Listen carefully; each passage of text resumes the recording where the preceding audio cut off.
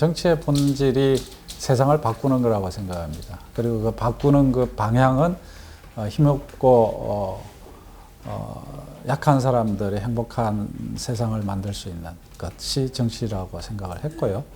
굳이 왜 그러면 관악에서 했냐? 관악에서 살았으니까 관악에서 정치를 하게 된 거고요.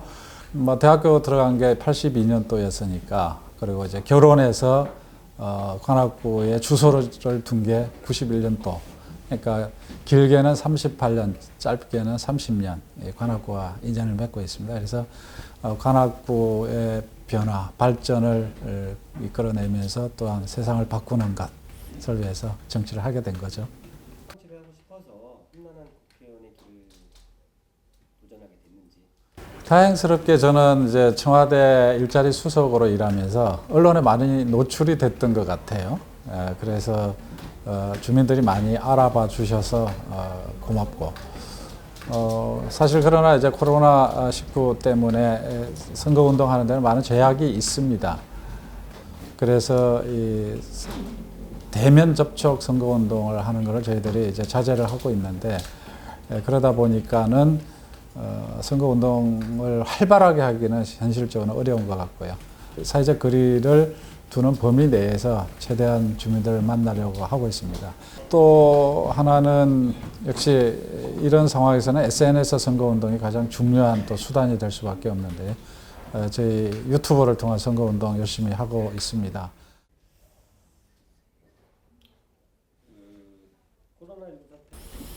네, 뭐 제가 청와대 일자리 수석이었기 때문에 제가 청와대 또는 우리 정부의 코로나 대응을 평가하는 게 얼마나 객관적일지는 잘 모르겠어요. 그러나 대체적으로 지역을 다녀보면은 우리 주민들께서는 정부가 잘 하고 있다 이런 평가를 내리고 계신 것 같고, 그리고 또 뭐 언론이나 외신 등을 통해서 보면은 우리나라가 일종의 글로벌 스탠다드 또 글로벌 모델이 돼 가고 있는 것 같아요. 그러니까 결국은 국제적으로도 우리 정부의 코로나 대응은 대단히 잘하고 있다 이런 평가를 받고 있는 것 같습니다. 뭐 저 개인적으로도 그런 판단을 하고 있고요. 실제로 여론조사로 또 보면은 뭐 국민의 약 77%에 가까운 분들이 코로나 대응을 잘하고 있다 이렇게 평가를 해주시는 것 같았어요. 그래서 제가 듣는 여론과 그리고 실제로 여론조사 결과와 또 저의 판단, 그러니까 크게 다르지 않는 것 같습니다. 그 앞장서서 또 코로나 대응을 하는 우리 관계 당국 또 공무원들 이런 관계자분들에게 감사의 말씀을 전하고 싶네요. 우리 또 상대 후보가 5년 동안 국회의원을 하신 상당히 어려운 문제죠. 제가 볼 때는 이 지역은 전통적으로 저희 민주당 지지층이 강한 지역입니다. 그렇게 봤을 때 뭐 유리한 상황에서 선거를 맞이하고 있다 이렇게 하고 있고요. 특히 지난번 선거에서는 우리 지지층이 민주당과 국민의당으로 나눠져서 선거를 치러야만 했기 때문에 참 어려움이 많았습니다. 그러나 이번에는 그런 것 없이 우리 전통적인 지지층이 민주당으로 똘똘 뭉쳐서 이번에는 반드시 탈환해야 된다라는 의지가 아주 강합니다. 그렇기 때문에 그런 이 좋은 좋은 정치적 환경을 가지고 제가 선거를 치르는 거기 때문에 일단은 승리에 대한 기운을 느끼고 있습니다. 일자리 정책에 대해서 비난이 나는 쏘고 있습니다. 저도 청와대 출입을 하고 있습니다. 자영업 소상공인들이 어려운 것은 사실입니다. 특히 이제 경기가 어려운 국면에 들어와 있기 때문에 더 그렇고, 또 코로나 사태로 인해서 더더욱 큰 충격을 받고 있기 때문에 그 어려움은 이루 말할 수 없는 것은 현실이고요. 또 일자리 정책과 관련해서 제가 일자리 수석을 했지만 뭐 속 시원히 해결됐다 그렇게 저는 국민들께 말씀드리지는 않습니다. 왜 그러냐면은 문재인 정부는 크게 보면은 경기가 하향 국면에서 집권을 했고, 또 일자리 측면에서 보면은 고용 없는 저성장 시대에 집권을 한 정부이기 때문에 결국 문재인 정부는 이런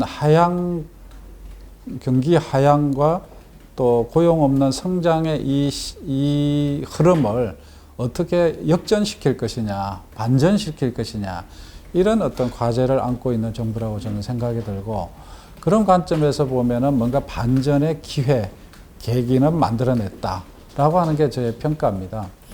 가장 많이 하는 그 공격이 노인 일자리만 만들고 있다. 그것도 세금으로. 이런 얘기를 하시잖아요.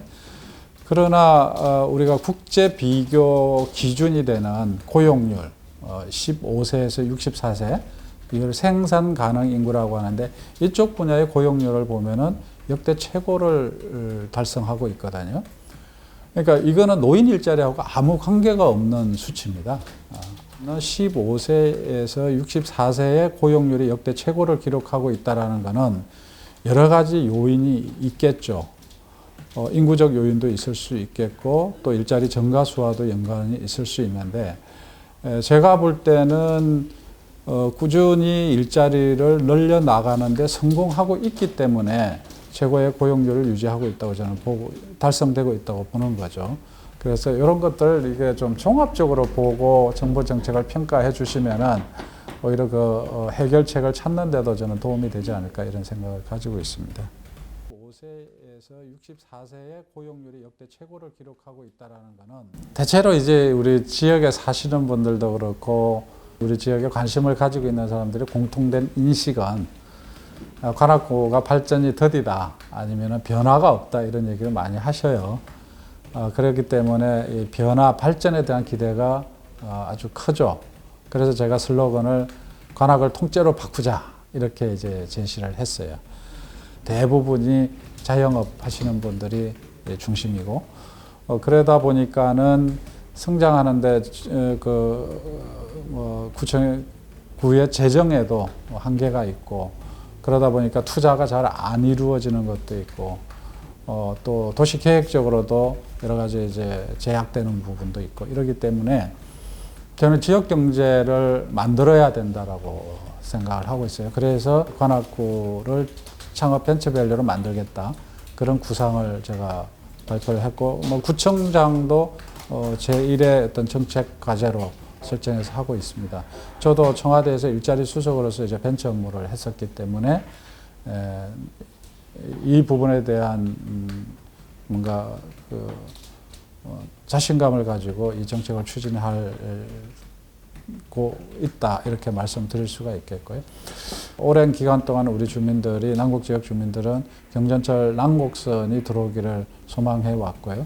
그래서 이 지역에서는 경전철 남곡선을 조기 착공하는 것, 저는 2022년에 착공하겠다, 이렇게 공약을 내걸고 있습니다.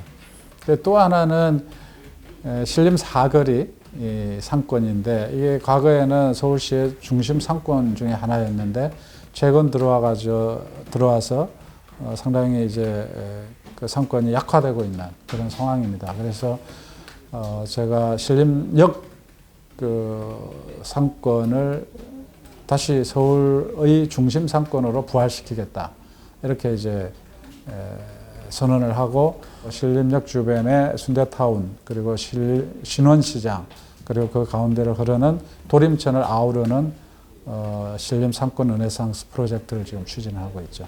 이 세 가지가 잘 추진이 되면은 저는 관악구의 경제 미래가 확 바뀔 것이다, 이렇게 확신하고 있습니다.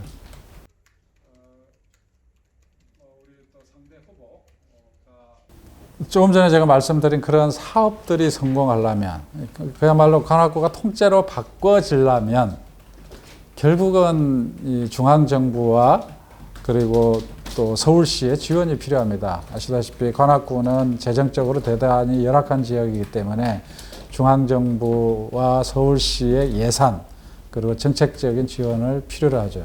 문제는 그걸 누가 가지고 올 수 있느냐의 문제이죠. 지금 대통령도 민주당이고 서울시장도 민주당이고 관악구청장도 민주당 소속이거든요. 이 삼각축이 잘 작동하면은 관악구는 대단한 변화가 있을 수가 있는데 그럼 그 삼각축을 잘 협력을 이끌어내는 그 역할을 누군가가 해야 되는데 그거는 결국은 국회의원이 해야 되는 거죠. 특히 저는 청와대 일자리 수석을 했기 때문에 중앙정부의 네트워크가 누구보다도 강하고 또 서울시장님하고도 제가 함께 일을 해왔던 있었기 때문에 정태호야말로 이런 중앙정부 서울시의 지원을 가지고 올 수 있는 그런 유일한 사람이다. 저는 이렇게 감히 말씀드릴 수가 있어요. 앞으로 특히 2년 이 새 대통령, 서울시장, 구청장의 임기가 겹치는 앞으로의 2년 이게 저는 우리 관악구의 변화 발전의 골든타임이다 이렇게 얘기를 해요. 그래서 앞으로 향후 2년이 매우 중요하기 때문에 그때 선출되는 국회의원이 그 일을 해내야 된다라고 얘기를 하는 거죠. 그것이 그렇기 때문에 민주당 소속의 국회의원, 저 정태호야말로 그 일을 해낼 수 있는 유일한 사람이다. 저는 그렇게 자신 있게 말씀드립니다. 그리고 정책적인 지원을 필요로 하죠. 문제는 그걸 누가 가지고 올 수 있느냐. 같은 점이라면은 우리가 가지고 있는 지향점이 큰 틀에서 보면은 같은 방향을 간다고 볼 수 있겠죠. 사람 사는 세상, 사람이 먼저다 이런 철학 두 분의 대통령이 가지고 있는 어떤 철학을 대변하는 슬로건에서 느껴지듯이 사람을 중심으로 생각하는 그런 가치관이 국정 과제나 정책 속에 녹아 있다 이렇게 볼 수가 있겠죠. 그러나 이제 처해 있는 환경은 좀 다른 것 같습니다. 그때는 우리가 개혁을 해 나가면서 많은 저항들을 겪으면서 갔는데 어떤 경우는 좌절하기도 하고 어떤 경우는 뭐 실현해 나가기도 했습니다만 지금은 문재인 정부는 저는 상당히 지혜로운 정부라고 생각이 듭니다. 대통령께서 일을 풀어나가는 방식이 어떤 그런 장애물들을 잘 해결해 나가면서 가는 그런 실력을 보여주고 있다. 저는 그렇게 보고 있습니다. 나오기가 좀 어려웠던 시기인 것 같아요. 근데 지금은 이제 한 3년 저런 특징은 있을 것 같아요. 그러니까 시기적으로 만약에 이제 총선이 대통령 임기 초에 있었다면 이렇게 많이 출마하기는 어려웠을 것 같아요. 그러니까 참여정부 때 보면은 2004년도에 총선이 있었기 때문에 청와대 들어갔던 사람들이 나오기가 좀 어려웠던 시기인 것 같아요.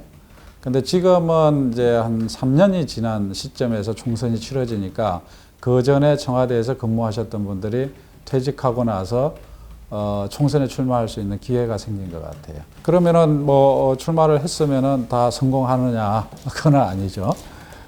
지금 대부분이 다 경선을 치렀고 또 이번 경선에서는 그 과거와 달리 대통령 이름을 못 쓰게 했잖아요. 여론조사에서도 그렇고 또 권리당원 투표에서도 그렇고 그렇기 때문에 특별하게 청와대 직책 청와대에서 근무했다는 거 외에 특별한 뭐 어드밴티지를 가지고 있는 거는 별로 없는 것 같아요. 그렇게 보면은 개개인이 자기 실력으로 지금 돌파해야 되는 그런 경선들을 다 치른 것 같아요. 그래서 지금 본선에 나가 있는 분들은 그런 점에서 보면 나름대로 이제 경쟁력이 있는 분들이 이제 나간 거다 이렇게 저는 해석을 하고 있고 따라서 그분들이 최대한 당선돼서 문재인 대통령, 문재인 정부의 성공을 국회에서 잘 뒷받침해 줄 수 있는 그런 여건이 만들어졌으면 좋겠다라는 기대를 가지고 있습니다. 늘어나고 있습니다. 그 중에는 이제 농림 쪽도 늘어나는 영역이긴 합니다. 그 의정 활동이라는 관점에서 보면 두 가지를 저의 큰 과제로 설정하고 있습니다. 결국 문재인 정부가 성공하기 위해서는 그 척불 정신에 의해서 만들어진 국정 과제들 이런 것들이 성공적으로 추진되는 것이 대단히 중요한 거고 또 그 성과를 내는 것이 무엇보다 필요하다 이런 생각이고요. 그게 성과가 나오려면 국회에서 입법이라든가 이런 재정 예산 면에서 또 국회가 잘 그 뒷받침을 해야 되는 거거든요. 그런 것이 이제 제가 국회에 들어가면 해내야 될 일이다라고 생각을 하고 있고요. 임금 격차, 소득 격차가 우리 사회의 모든 문제의 저는 근원이라고 보고 있습니다. 특히 임금 격차, 중소기업과 대기업의 임금 격차, 여성과 남성의 임금 격차 등, 또 산업 간의 임금 격차. 이 문제를 어떻게 풀어낼 것이냐가 앞으로 우리가 지속적인 국가적 발전을 위해서 반드시 해결해야 될 과제라고 저는 보고 있어요. 그래서 국회의원이 되면은 그런 문제를 해결하는데 제도적으로 해결하고 또 사회적 관계를 통해서 해결하는 일에 좀 전념을 하고 싶은데 특히 그것을 위한 사회적 대타협의 어떤 모델들을 하나하나 만들어내는 것이 대단히 중요하다고 저는 생각을 하고 있습니다. 제가 이제 광주형 일자리를 했잖아요. 이런 사회적 대타협을 통한 이 임금 격차 해소 모델을 어떻게 만들 거냐. 이게 이제 제가 국회에 들어가면은 한번 담대하게 한번 도전해 보고 싶은 과제입니다. 여성 안심 기각기를 살펴보기 위한 지금 사실 상당히 걱정스러운 위기라 그럴까요? 닥쳐오고 있다고 저는 생각이 됩니다. 그게 우리나라뿐만 아니라 전 세계적으로 그거는 이제 코로나발 경제 위기라고 저는 규정을 하는데요. 코로나 문제를 잘 해결하는 것도 대단히 중요하다. 국민의 생명을 지키는 일이기 때문에 당연히 그걸 잘 해야 되는 것도 중요하고 나아가서 이로 인해서 지금 거의 뭐 경제가 정지된 상태라고도 할 수 있을 정도로 어려운데 그 후유증이 저는 대단히 클 거라고 보고 있습니다. 이걸 종합해서 보면 이걸 국가적 위기 상황이라고 저는 생각을 하는데 이거를 잘 헤쳐나가는 것이 무엇보다 중요합니다. 국민들께서 문재인 대통령, 문재인 정부에 힘을 실어주셔야 된다 저는 생각을 하고 실어주십사 하고 호소드리고 싶어요. 문재인 정부가 효과적으로 국력을 결집해서 가는데 어려움을 닥친다면 그거는 국가적으로도 큰 손실이라고 저는 생각을 하기 때문에 이번 선거는 정말 중요하다. 그래서 이번 선거가 문재인 대통령 또 문재인 정부의 힘을 다시 한번 실어주는 그런 선거로 됐으면 좋겠다. 꼭 부탁드리고 싶습니다. 네.